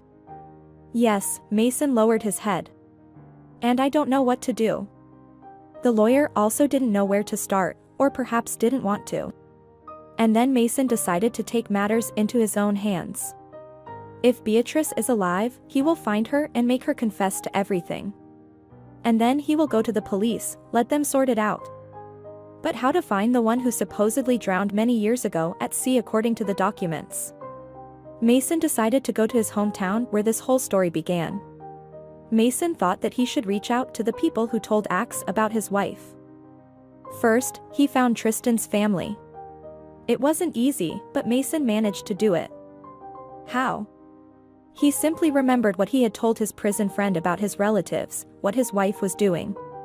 Jenny now had a network of beauty salons in the city. She was a pretty, sweet woman. Mason recognized her immediately, as they had met in the hospital back then. "When Axe died, were you with Tristan?"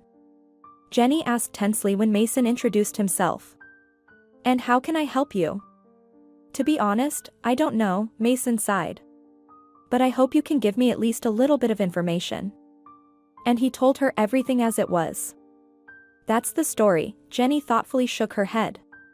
So you were convicted of nothing, but I always knew that. It's just impossible to prove it to everyone. And now, when I am sure that my daughter is alive and very close to me, I cannot sit still. And these words of Tristan about my wife not drowning and ordering me for some reason, I don't understand. I'm going crazy. Maybe you can suggest who I should turn to for information on where Tristan learned this. Sincerely, I don't recommend interacting with those people, Jenny smirked. Although you have been to prison, you are clearly a stranger to them. But there is no other way, you are right. I have one assumption about who might have told Tristana something about your wife. I will give you a phone number. But I must warn you, this person is not easy to deal with, so if he doesn't want to talk to you, don't insist. It will only make things worse for you. Worse? These people can even kill. When you call, tell him it's from me, the widow of Axe. Then, perhaps, you will have a conversation with him. Mason warmly thanked the woman, left the cafe where they were talking, and immediately dialed the number he was given. A creaky and unpleasant male voice answered. The man reluctantly agreed to meet in an hour in one of the city parks, noting that he was making concessions only out of respect for the widow of Axe. Mason immediately ran to the park. At the appointed time, he was already sitting on a bench by the fountain, waiting, but no one approached, and children were spinning nearby, and couples were walking around. Suddenly, a short, sturdy man with a cane emerged from the ground, a man of advanced years. It was unclear how Mason missed him. You called me, the man asked in the familiar creaky voice. Mason nodded in response and immediately told his story. I'm sorry to tell you this. I understand you have nothing to do with it, but I don't know who else to turn to. Tristana wanted to tell me before he died, but he didn't have time. I don't understand why he said that my late wife is actually alive. I fell silent. The stranger was also silent, cautiously tapping out an unpretentious rhythm with his cane. Yes, it's a shame about Axe, he ran into maniacs. He was a good guy, although he retired from business. Well, yes, may he rest in peace. And I understand what you're talking about. It was me who told Axe about your wife. I won't draw your attention to who, how, and why informed me, and why it was necessary, but Beatrice is not your Beatrice anymore. Her name is Jacqueline now. But at least that's what she was called 3 years ago. I don't know where she is now, but before that, she lived in the capital. In the capital? Well, how? Why? Young man, I won't answer your questions. I can only give you the address where she lived. And the stranger gave him an address in a prestigious neighborhood in Manhattan and then left without saying goodbye. Mason watched him go and wondered whether he should trust this person, although he had no choice. Mason's path led to Manhattan. He quickly found the right building but couldn't get past the first floor. The doorman stopped him. I'm looking for apartment 45 to see Jacqueline. Jacqueline? There's no one like that there, the old doorman shook his head. I've been working here for a year, so I know for sure. Oh. But here's the owner of 45. An overweight elderly woman emerged from the elevator. Mrs. Turner, they're looking for someone named Jacqueline here, the doorman told her. Oh my goodness, the woman grimaced, piercing Mason with her gaze. She's not here, I kicked her out a long time ago. Where can I find her? Mason asked, his voice faltering, realizing that his plans were once again falling apart. How should I know? Mrs. Turner smirked. Figure out where ladies like her gather, for yourself. I don't know.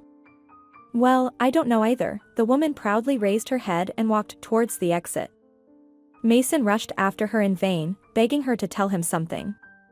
Turner simply left, and Mason collapsed powerless on a bench outside the building. Are you feeling down, dear? He heard an old woman's voice. An elderly woman stood next to him, clearly a lover of talking. I'm looking for my wife, they said she used to live here. Did she leave you? The old woman's eyes even lit up in anticipation of an interesting story. But her name is Jacqueline, they say she lived in this building, in apartment 45. Yes, there was someone like that, the old woman nodded. Oh, dear. Don't regret that she left you. You didn't lose anything. She was a bad one, a party girl.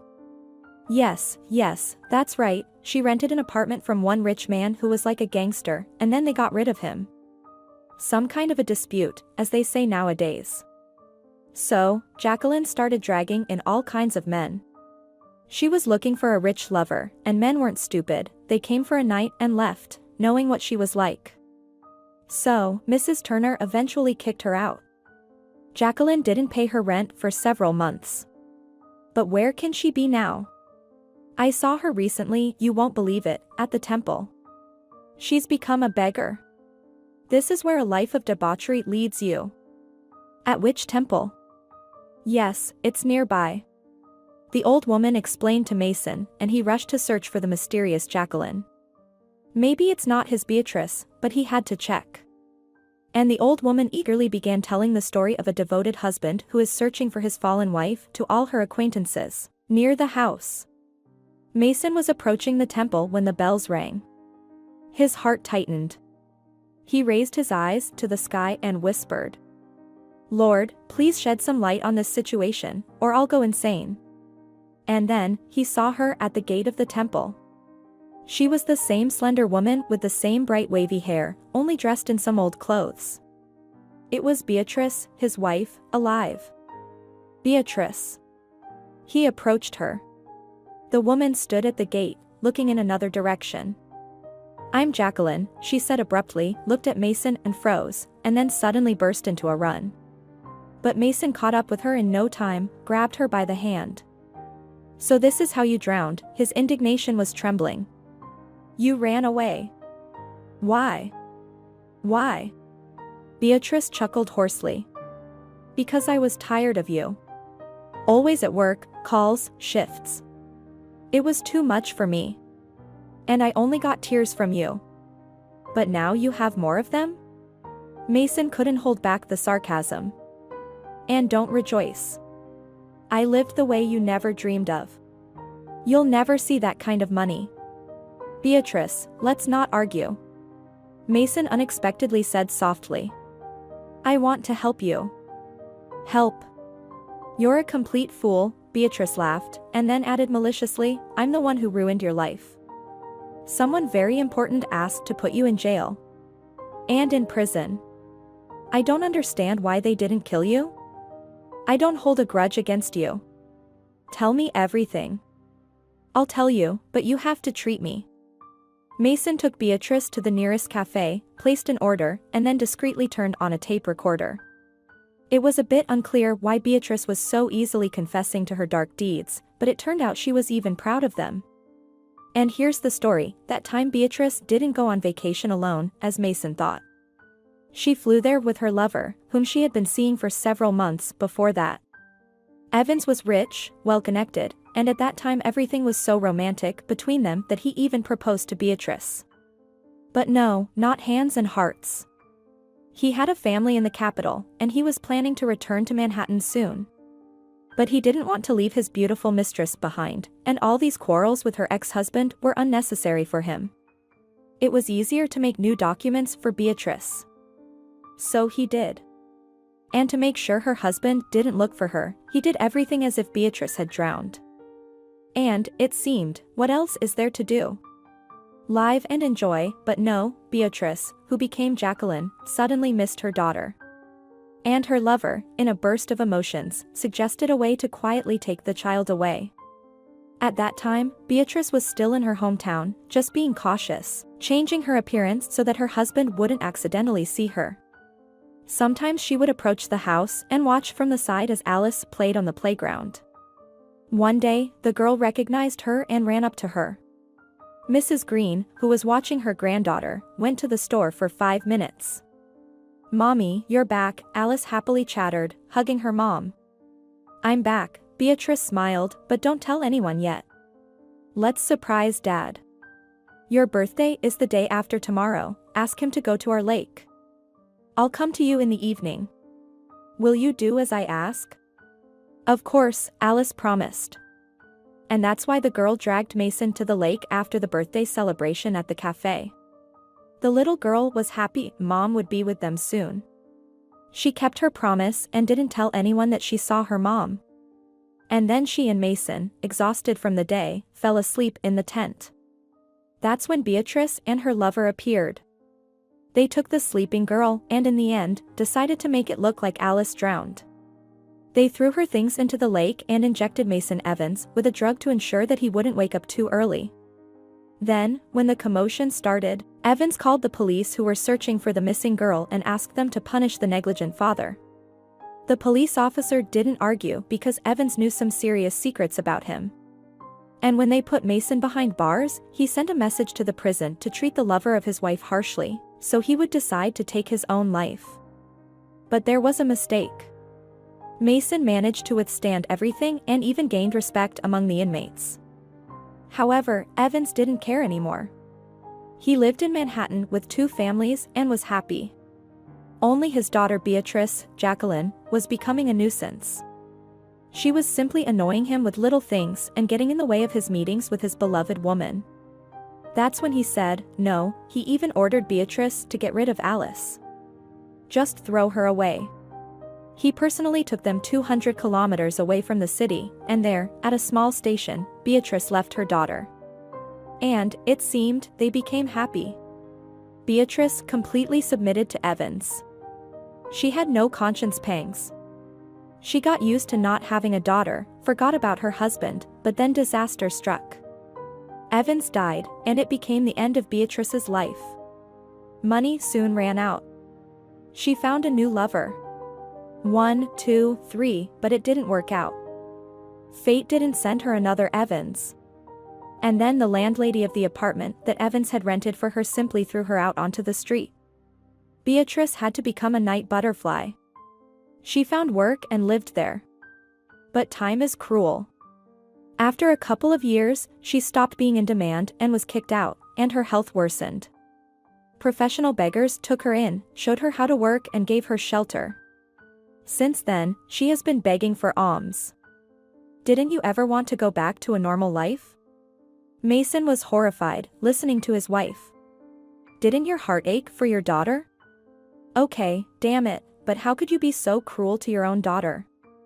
I had another life, Beatrice replied indifferently, looking out the window. It was a mistake, Mason exclaimed angrily, but then tried to control himself. So here's the plan. You're going with me to the city where we used to live. We'll go to the police, and you'll confess to everything. You're crazy, Beatrice smirked. I'll end up in jail. You might get a suspended sentence, but I'll be vindicated, and I can take our daughter out of the orphanage. Did you find her? Beatrice yawned and asked. I did. And guess where? Right where I live now. Where do you live? In Oklahoma, but that doesn't matter. Why don't you ask how your daughter is? Well, how is she? Because of your treachery, the poor girl didn't remember her real name for many years, but now it's all in the past. She remembers everything, she remembers me, and she remembers you too. Beatrice, please help me for the sake of our daughter, confess to your actions. I want Alice to live with me, not in an orphanage. But I'm a bad father, and I can't be trusted with raising her. You understand, Alice is suffering. She's a very good girl. You're trying to make me feel guilty, Beatrice unexpectedly asked coldly, and then added quietly, I'll think about it, but not for free. Mason was even speechless from such audacity. You know what, I could have reported you to the police without your cooperation, but I understand that it will take time, a lot of time, and our daughter will be in the orphanage during that time. Okay, I'll pay you. How much do you want? Enough to get a house, Beatrice boldly announced. A house. Okay. I sold my parents' apartment. In our town, I'll buy you a 1-bedroom apartment. A 1-bedroom apartment, Beatrice chuckled. Well, okay, I'm in. I'm tired of living like a dog. And I need to make a living. Okay, everything will be yours. I'm leaving tomorrow. The train leaves at 3 p.m., I'll buy you a ticket, and I'll wait for you at the station. Come, believe me, everything in life can be fixed. You think everything? Something flickered in Beatrice's face. For a moment, Mason thought she was about to cry, but no, it was just a fleeting thought. They agreed to meet tomorrow, and Beatrice left. Mason even wanted to give her money, but he held back. The thought flashed that she would just drink it away. It's clear she has a love for alcohol. And he couldn't sleep for a few more hours in the hotel room. He tossed and turned. It was hard to believe that his wife Beatrice, whom he loved more than life before, had treated him so cruelly. What did she do to him? Apparently, nothing, she just had a heart of metal. She didn't love anyone, either Mason nor Alice. And Evans was clearly needed for money, but she didn't succeed in anything. Life had punished her, and still, nothing could be done without the police. They had to see this through to the end. Mason was so worried that Beatrice would change her mind about traveling with him.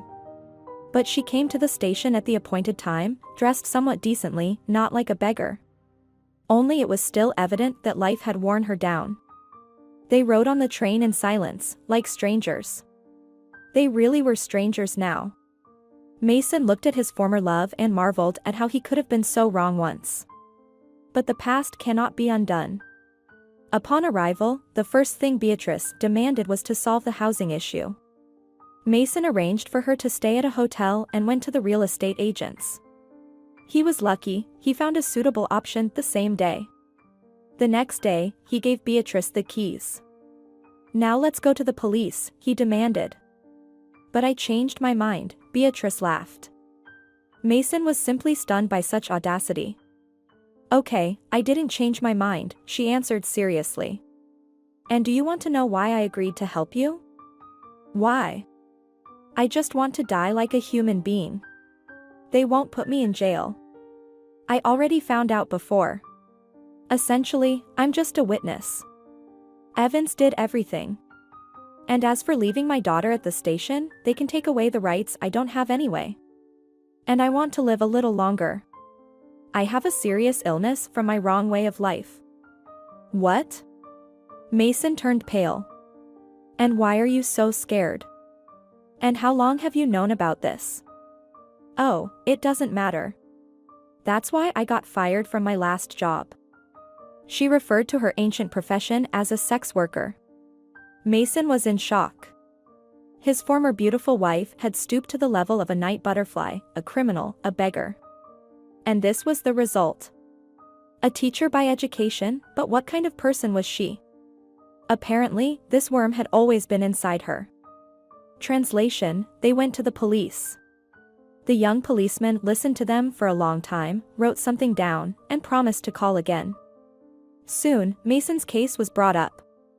A new investigation began, and everything was reviewed so quickly that in the end, Mason was acquitted. Beatrice was given a suspended sentence. They left the courtroom without looking at each other and went their separate ways. Now they clearly had different paths to take. Mason went back home to Oklahoma. That was his home now. He had been away for more than 2 months. He was on vacation at first, then he had to take unpaid leave. Mrs. Wilson was a good person. He and Gwen spoke often. Throughout this time, she knew about the purchased apartment, the new investigation, and fully supported Mason. She also visited the orphanage frequently. There, she met Alice and was able to win over Mrs. Parker. The director finally accepted that her ward would soon be taken into a family, and was even happy for the little girl. And Alice? She was now the happiest girl in the world. Soon she would have a real family, the one she had once lost. She tried not to think about her mother and knew nothing about her. Mason asked Gwen not to tell Alice about Beatrice. That day, Mrs. Parker allowed Alice to stay with Gwen as a guest. In the evening, Mason was supposed to return. They went to the station to meet him together. "Hi, Dad." Alice was the first to see Mason coming out of the wagon. "Hi, honey," he waved in response, and the girl hung on his neck, and Gwen hugged him too. Happy, they went home, and in the evening, when Alice slept peacefully in the next room, the lovers had a conversation. "Sweetheart, I have to tell you something," Gwen said, her eyes shining with joy. "What is it?" Mason asked, concerned. I think you're going to have to marry me after all. Finally, Mason sighed. You've made up your mind. Mason, you don't understand. I have to. We're going to have a little one. I realized it as soon as you left. It's been 3 months already. And you didn't say anything all this time? I didn't want to worry you. You had enough to deal with. My love, everything will be fine now. But I won't be able to build a house. The money for the parents' apartment went so badly, it was either trips, lawyers, or Beatrice with her demands. It's okay. We'll earn more, Gwen smiled and hugged Mason. The main thing is that we're together now. Yes, and no one will interfere. I divorced Beatrice in court at that time. There won't be any problems. But do you know about her illness? And Mason whispered about Beatrice's illness. It's none of our business, Gwen replied angrily. Maybe you're right. Alice overheard their conversation, as it turned out she wasn't sleeping. The girl lay with her eyes open and thought. None of our business. But it's still sad, after all, she's her mother. But on the other hand, is she really a mother? A mother protects her child until the very end, and she abandoned and forgot about her. And Alice will forget her too. She now has a dad and Gwen. Soon there was another court hearing. There was a DNA test.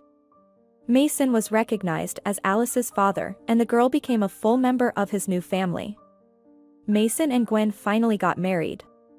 And in the spring, they had a wonderful son, Adam, whom they adored, and Alice also loved her younger brother and often sang him the same song that her dad used to sing to her. Adam was still small and didn't understand much, he just blinked his eyes and smiled. But he will grow up and sing along with his sister. And then came another news. Beatrice had passed away. Her funeral was paid for by the state. It turned out that she had bequeathed the apartment that Mason bought her to Alice. Of course, the girl was still too young to manage the property, but she immediately said, I don't need anything from my cuckoo mother. And in vain did Gwen try to persuade her that, essentially, Mason's money was spent on this apartment. I don't need anything. And Mason was finally able to earn a new home. He took out a small loan, and soon another solid, huge house appeared in the city, the one that Mason had dreamed of. And now his family lives there, daughter, son, wife, and himself. Mrs. Wilson is trying to persuade him to move, but she resists. She still has plenty of strength, and her apartment is comfortable. And suddenly, everything became good for them. And the pain that had been sitting deep in Mason's heart for all these years suddenly stopped bothering him, and the scars from its claws healed. Nothing else reminded him of the past trials, but sometimes at night, he still dreamed. Mason is on the lake shore. Alice is little and next to him, and suddenly she's gone, only her hat floating on the water. Mason wakes up in horror and exhales. It's just a nightmare that will never happen again in his life. Never, because now real love is by his side, and the pain hasn't gone away. It just became a reminder that you can deal with everything in this life if you remain human under any circumstances.